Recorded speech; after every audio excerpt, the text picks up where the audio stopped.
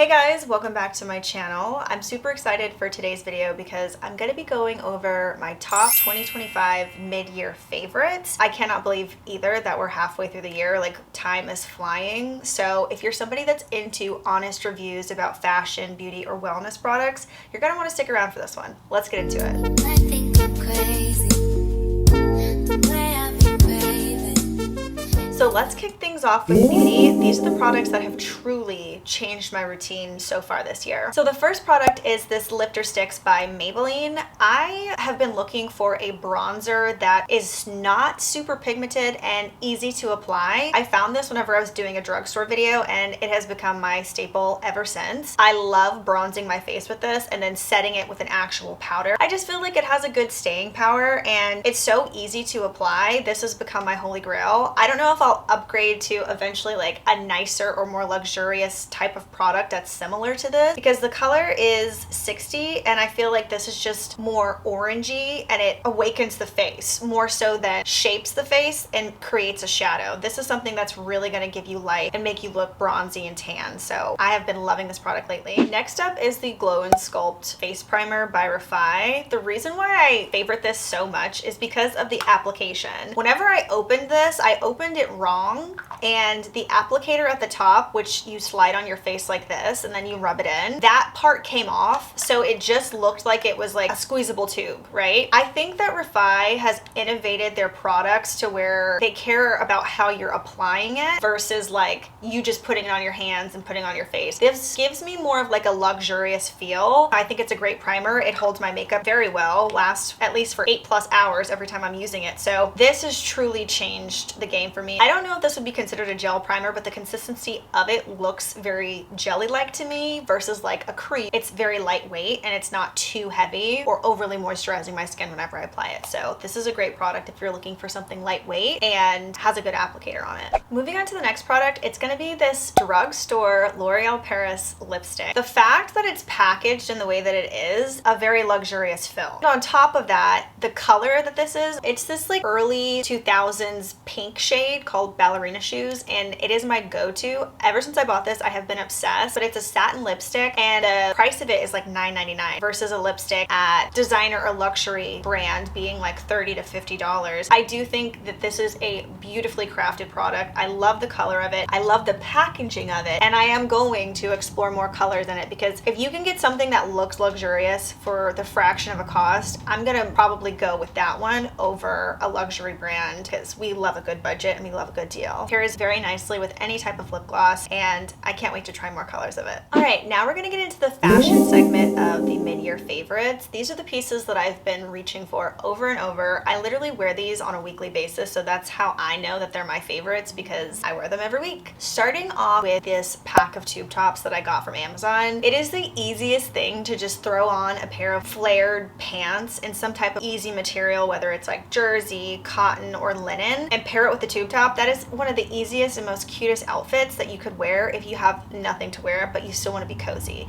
That's my work from home outfit. I love wearing a tube top and then just a cute pair of pants and I'm just chilling, lounging. Those tube tops are a basic staple. They will be linked on my Amazon storefront. Next up is a brand called Le Spec. I was looking for a pair of nicer sunglasses, but I didn't want to have to break the bank over them. I wanted something that was higher quality as far as like the lenses being a little different or the styles being similar to like designer but being more affordable. I walked into a boutique in Manhattan Beach and I found this brand called Le Specs, and so I bought a couple of their sunglasses and I really like how it comes with a really nice case and it comes with a microfiber cloth to clean, and I just think that they market and sell their glasses so much more tasteful than like an Amazon brand. Obviously Le Specs is its own brand and it does have like a design logo on the side of it, which kind of to me makes it a little bit more tasteful than like an Amazon one, but don't get me wrong, I love a good pair of cheap sunnies, but I wanted something a little bit more distinguished, and this is my favorite pair. They're called Out of Love.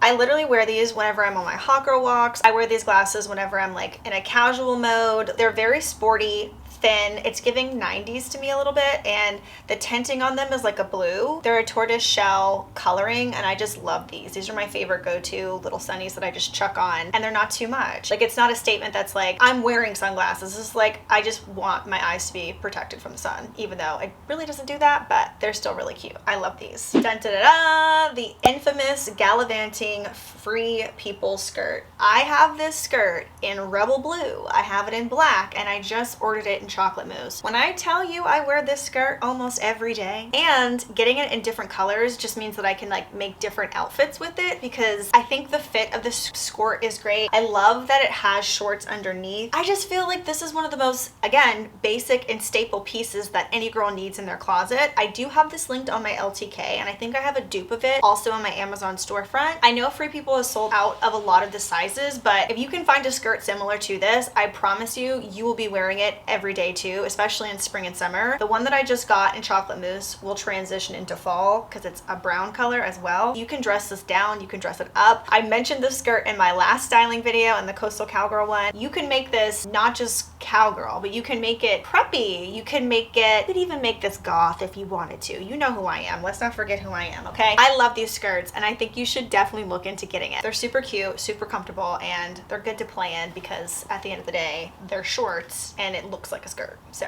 speaking of cowgirl, I bought these boots this year. They're my Tacovas. This is in the style Annie. They're not just like any other type of cowgirl boot. The reason why these are so special is because I remember when I was thinking about investing in a pair of Tacovas, and I was like, what color do I want to get, right? And I wanted a brown pair. I saw these and I was like, these are kind of light, and I don't know if you guys have noticed, but I do like the color white and a lot of neutrals. That's like my safe space. I was like, okay, I'm gonna get the light ones. These are the caramel ones. Unfortunately, they are sold out of the caramel ones. I will say that if you are looking for a cowboy boot in general, Tacovas is such a good brand if you want to invest. Otherwise, I do have some dupes available on my Amazon storefront that are the same color. I wear these every week. I am a cowgirl boot type of person. I need to have boots on at least once throughout the week or I don't feel like myself. It's a little strange. Those are my top fashion products. Now let's get into wellness. Okay, so boom. Fragrance may have gone into the fashion or beauty category, but to me, fragrance, perfumes, this goes into wellness because I truly think that if you're gonna invest in a perfume that's expensive, it's a for you thing. I don't think it's for other people. Like, sure, they might notice that you smell good, but you're the one that's spending the money to wear it on your body. It is for you at the end of the day. It is your signature touch. If you are that girl, you probably have a signature scent. I am not gatekeeping my everyday scent right now. It is the La Tulip by Byredo. I think a lot of these perfumes are very cliche and overhyped, and they're like all on social media, and I get why. Mojave Ghost smells amazing, and there's just so many good classic perfumes, but I wanted to get one by Byredo that wasn't as popular but still smelled amazing. Like, I highly recommend anything by Byredo, but I do think that they have become a cliche perfume brand, which isn't bad. It's like a staple, similar to the soap Aesop, right? Like, everybody knows that it's luxury, but everyone can kind of access it, which is not a bad thing. I'm just saying I wanted to do something a little different, and this is my day scent. I love, love, love this. It is very floral and powdery and fresh, and if you're somebody that doesn't like florals or anything that's like super feminine, I would not get this, but it smells delicious. It's not overpowering, and it's just really nice to wear throughout the day. Next up,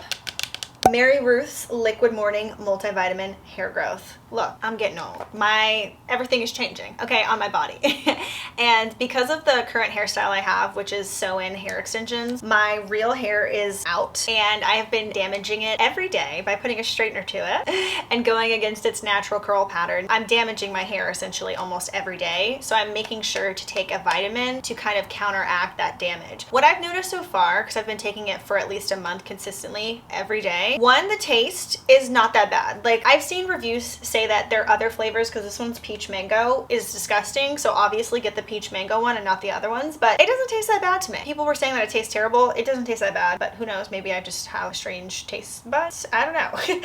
But what I've noticed after the month is that my hair is getting stronger, at least from what I can see, the top part of my hair. Hard to tell though, because I'm still damaging it, but I do think that this is helping it stay healthy and grow and be strong during me applying heat damage to my hair. I highly recommend this, especially if you're somebody that's struggling in terms of like getting the amount of nutrients you need in a day to help your hair, nails, and skin grow. This is a great thing for you to start doing. You know, I'm not a doctor, but you, do your little research, and I will have this linked in my Amazon storefront as well. Moving on to this book that I'm currently reading. I haven't finished it yet, but I do know that this will be the most significant book I read probably for the time being. This is a book called The Queen's Code, and it's by this, I would say, counselor, but basically she's a coach when it comes to helping couples. And I've watched a lot of her content on YouTube, and I just feel like what she says resonates with me. Anyway, she wrote this book called The Queen's Code, and it basically breaks down the differences between how men and women communicate and should interact with one another. I think a lot of people would be up in arms over this book because the way that women have been taught to understand men and interact with men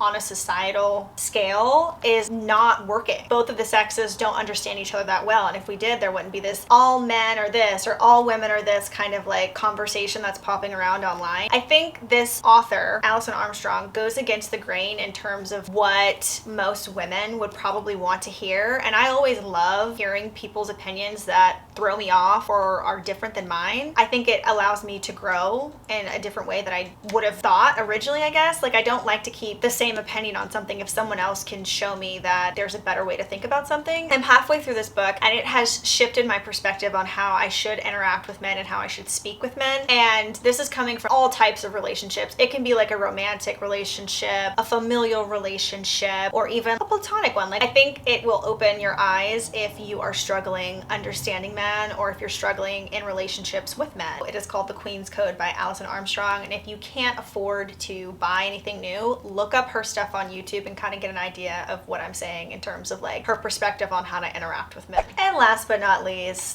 Lactaid chewable tablets. This year I started introducing dairy back into my diet along with meat. I was vegan for about 10 years, and then I decided to go back to eating meat. I knew I was lactose intolerant whenever I started being a vegan. That to me wasn't very hard to change my diet. Coming back into a diet where there is lots of cheese or dairy in general, I had to start taking those pills, and I would say they work. I don't feel disgusting after I eat any type of dairy product, and I don't know what the magic is behind it, but my lactose intolerance, this is gonna be a little TMI, like I don't have what most people have, which is like diarrhea. I get extremely bad stomach cramps if I have dairy, like to the point where it kind of feels like a period cramp. I'll get nauseous, and then like my stomach starts to cramp, and it's just like not a good vibe. So that has been helping me tremendously anytime I'm like eating Italian or whatever. So highly recommend if you are lactose intolerant. So those are my absolute ride or die favorites of 2025 so far. Let me know if you've tried any of these products, or if you have any recommendations, let me know in the comments below. Thank you guys so much for watching. Don't forget to subscribe, hit that bell for notifications, and give this video a thumbs up if you enjoyed it. And